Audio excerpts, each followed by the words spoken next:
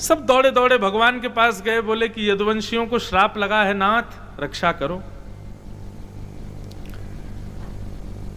तो भगवान ने थोड़ी देर तो विचार किया, थोड़ी देर सुनाई, तो सब यदुवंशी रोने लगे, बोले नाथ हम आपके वंशधर हैं।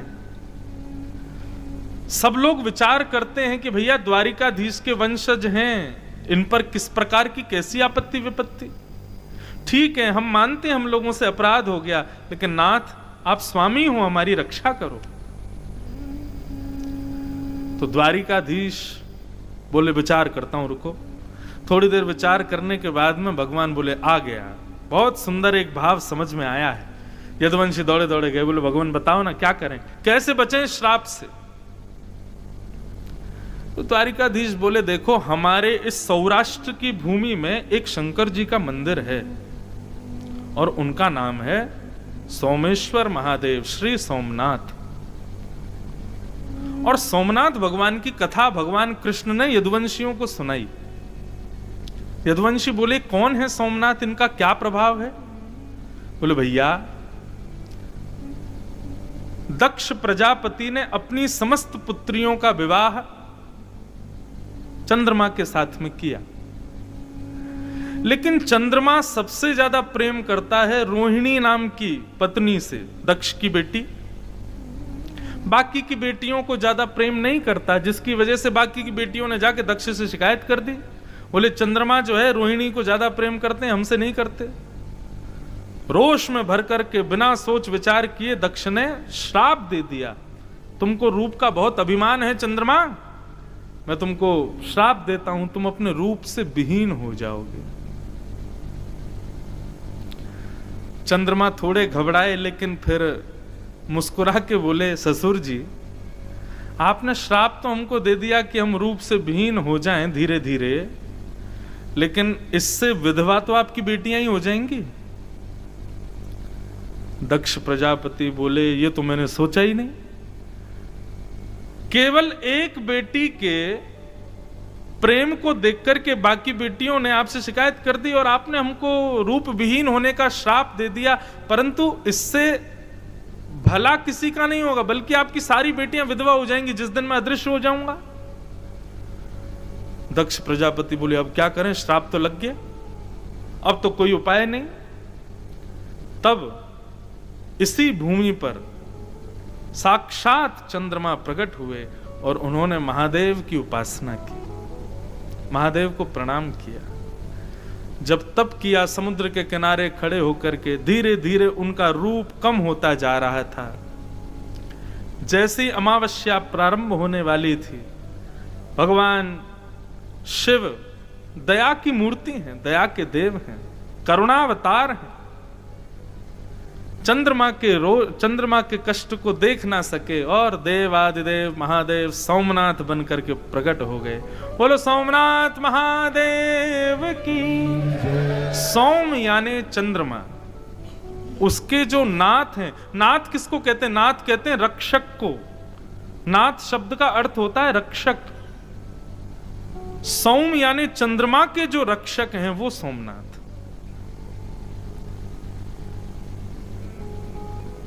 चंद्रमा के सामने प्रकट हो गए। बोले क्या बात है चंद्रमा, इतने दुखी क्यों हो।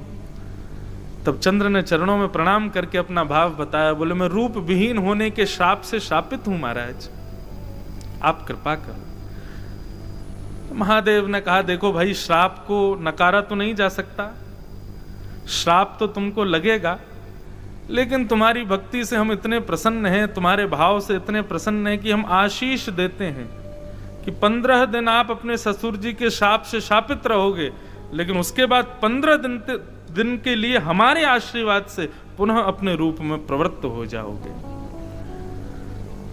श्राप तो लगेगा, लेकिन हमारा आशीर्वाद भी मिलेगा। तो एकम से लेकर के और अमावस्या तक चंद्रमा जो है वो श्राप में रहते हैं, लेकिन उसके बाद प्रारंभ होता है महादेव का आशीर्वाद और पुनः अपने रूप में आने लग जाते हैं। और पूर्णिमा के दिन पूर्ण चंद्राकार आकाश में चंद्रमा प्रवृत्त हो जाते हैं। ऐसे महादेव के प्रणाम करने से, ऐसे सोमनाथ भगवान को प्रणाम करने से चंद्रमा बन गए भगवान कृष्ण बोले हमें लगता है कि हमारे यदुवंशियों के श्राप को भी शायद महादेव इसी प्रकार किसी आशीर्वाद में बदल दें। तो भैया आप सब लोग यही कीजिए, द्वारिका से एक बढ़िया नाव करते। अच्छा, अब जो द्वारिका हम लोग जिसका दर्शन करते हैं, इसका निर्माण विश्वकर्मा ने किया, परंतु जो द्वारिका भगवान द्वारिकाधीश जिसमें विराजते थे वो ये नहीं थी। ऐसा बताते हैं कि द्वारिका तो समुद्र के भीतर थी। ठाकुर जी कभी कभी अपनी सभा करने के लिए इधर आया करते थे और यहां बैठकर के सभा करते थे। ऐसा बताते हैं कि ये सभागृह था भगवान का। मूल द्वारिका तो समुद्र में थी, समुद्र के बीच। तो भगवान ने कहा बढ़िया नाव बुलाओ और भाई एक काम करो, सारे यदुवंशी उस नाव में बैठ बैठ करके और सब लोग चलो कहां, सोमनाथ। वहां जाकर के ब्राह्मणों को दान करेंगे, महादेव का रुद्राभिषेक करेंगे, उनसे प्रार्थना करेंगे, वंदन करेंगे, समुद्र के किनारे बैठ के महादेव प्रकट हो जाएंगे प्रसन्न होकर के, तो फिर हमारे इस श्राप को आशीर्वाद में बदल देंगे।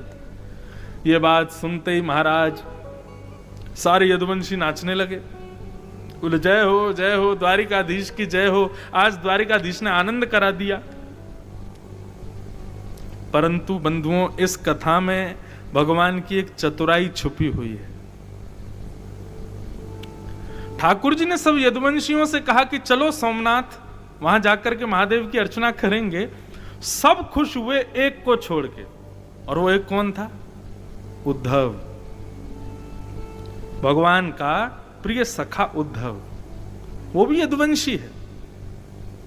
एक कोने में दूर बैठा बैठा भगवान को तिरछी नजर से देख रहा था।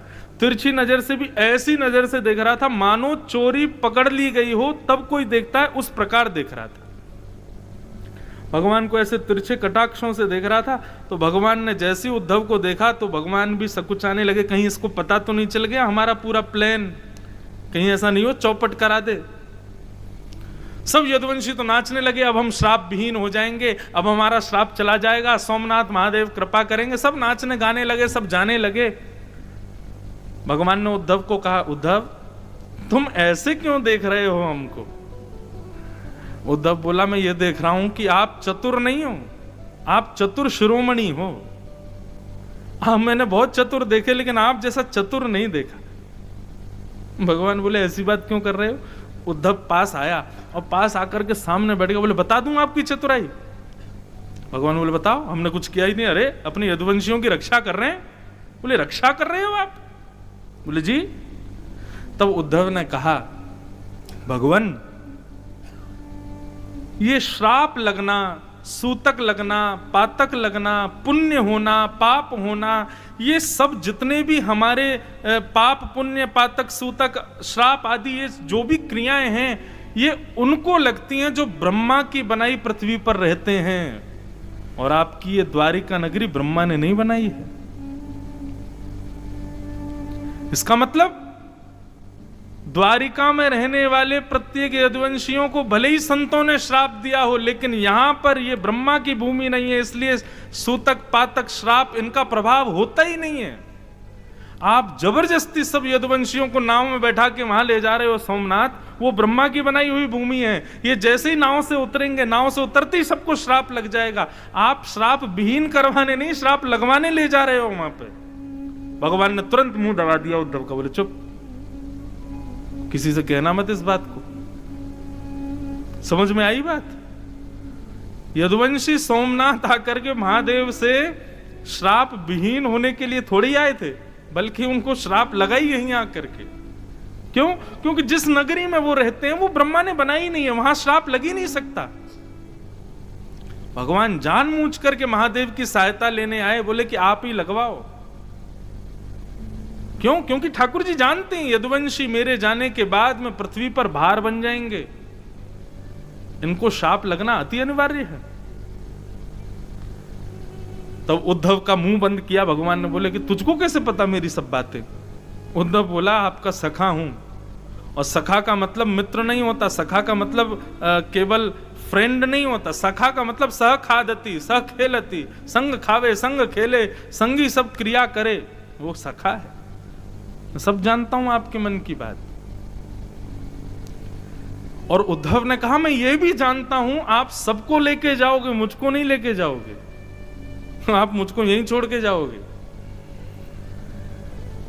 भगवान ने कहा मैं चाहता हूं कि मेरे बाद ये यदुवंशी सब श्राप से नष्ट हो जाएंगे, द्वारिका समुद्र में डूब जाएगी उद्धव, तब मेरी भक्ति की ध्वजा को लेकर के तुम पृथ्वी पर भ्रमण करना है, इसलिए तुमको नहीं लेके जाऊंगा। और भगवान देखते ही देखते सब यदुवंशियों को लेकर के सोमनाथ आए, और जैसे ही नाव से उतर करके उन्होंने यहां अपने पैर रखे हैं, रखते ही ये ब्रह्मा की भूमि है, संतों का सबका श्राप लगता चला गया। भले ही सबने जाकर के सोमनाथ महादेव से कहा हो कि हमारे श्राप को हमसे विहीन कर दीजिए, लेकिन भगवान कृष्ण ने भी कहा हो बोले बिल्कुल मत करना, लगे रहने दो, ये सब यदुवंशी हैं। और रही बात हमारे श्राप को विहीन करो, तो सोमनाथ महादेव ने किया। यहां आकर के वे सब वरदान मांगने आए थे कि हम सदा के लिए अजर अमर हो जाए, तो सोमनाथ महादेव ने ऐसा आशीर्वाद दिया, बोले देह अजर अमर नहीं होगा, लेकिन यदुवंशी और द्वारिकाधीश का नाम अजर अमर हो जाएगा, उनकी कीर्ति अजर अमर हो जाएगी। ऐसे महादेव के शरण में लाकर के हमारे द्वारिकाधीश ने यदुवंशियों को श्राप लगवाया। अच्छा एक बात और कहें, ये बड़ी गोपनीय कथा है, सब जगह कोई सुनाएगा भी नहीं और सुनने को मिलती भी नहीं।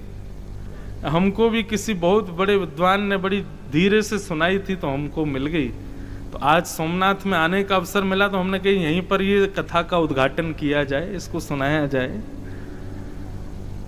तो ऐसे सोमनाथ हैं जो कि कृष्ण लीला के उपसंहार में सहायक बने। बंधुओं, दूसरी बात कहूं, हमसे जो भी अपराध बन जाते हैं भगवत सेवा में, भगवत प्रीति में, उन अपराधों से यदि विमुख होना है तो सोमनाथ जी का दर्शन जरूर करो। हमारे द्वारा बने हुए अपराध, उन अपराधों से मिलने वाले पापों से विमुक्त करते हैं श्री सोमनाथ जी, सोमेश्वर महादेव। और अभिषेक करें कि क्या सुनावें, क्या बोलें, कुछ नहीं, केवल दर्शन, दर्शन मात्र से आपके द्वारा बने हुए अपराध से आप विमुक्त हो जाओगे। ऐसी सोमनाथ भगवान के दर्शन की प्रधानता है। इसलिए भैया आपसे जो कोई भी अपराध बना हो, कभी भी ऐसा हो नहीं सकता किसी से कोई अपराध ना बनता हो, उन समस्त अपराधों को आज केंद्र में लीजिएगा और उन अपराधों को केंद्र में लेकर के फिर सोमेश्वर भगवान का दर्शन करना, और प्रण लीजिएगा कि आज के बाद हम ऐसा अपराध नहीं करेंगे, हम वचन देते हैं। इस भाव से आप जब सोमनाथ जी का दर्शन करोगे, आपके समस्त पापों को वो निवृत्त कर देंगे, समस्त अपराधों को वो क्षमा कर देंगे। ये सोमनाथ महादेव की अनुग्रह है, ये कृपा है, इसी के लिए वो विशेष रूप से यहां विराजमान है। बोलो देवादिदेव महादेव सोमेश्वर महादेव की जय। ऐसे श्री सोमनाथ भगवान जिनकी गोद में हम लोग सब बैठे हैं और राम चरित्र सुनने के लिए अवस्थित हुए हैं। आज प्रथम दिन है बंधुओं, थोड़ा आप मुझे जान लो, मैं आपको जान लूं, थोड़ी पहचान बन जाए हमारी। और जब पहचान जाएंगे आप हमारे स्वभाव को, हम आपके स्वभाव को, तो फिर अद्भुत धारा बहेगी ही। रही बात, एक कनेक्शन और है इस कथा का हमारे ब्रज से।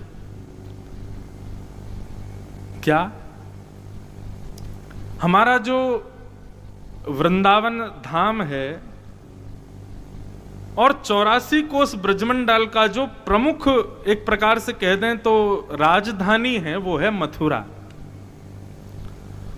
और मथुरा जो है, उस मथुरा का निर्माण श्री राम कथा से ही हुआ है। हमारे मथुरा को किसने व्यवस्थित किया, मथुरा को किसने स्थापित किया? भगवान श्री राम के सबसे छोटे भ्राता श्री शत्रुघ्न लाल जी ने। और शत्रुघ्न जी का जब चरित्र आएगा तब मैं इस विषय को और विस्तार से सुनाऊंगा, कैसे राम जी ने उनको भेजा। और हमारे यहाँ की आपको जान के आश्चर्य होगा, पूरे विश्व में रामलीलाएं प्रसिद्ध हैं, लेकिन हमारे ब्रज जैसी रामलीला रासलीला पूरे विश्व में कहीं नहीं होती। क्यों? वो रामलीला शत्रुघ्न जी ने ही प्रारंभ की थी। क्यों? क्योंकि अयोध्या से दूर रहते थे, राम जी की याद आती थी, तो क्या करें, तो पात्रों को ही किसी को राम बना के, किसी को लक्ष्मण बना के, किसी को जानकी बना के, फिर शत्रुघ्न जी उनको पात्र सुनाते, तुम ऐसा बोलना, और भरत जी को बताए तुम ऐसा बोलना, जानकी जी को कहते तुम ऐसा करना, और उनको मंच पे ले जाकर के खड़ा करते, और उनको देखकर के श्री शत्रुघ्न लाल जी अपने भाई भाभी अपने समस्त परिवार को याद करके खूब रुदन करते थे। बड़ा सुंदर चरित्र है शत्रुघ्न जी का।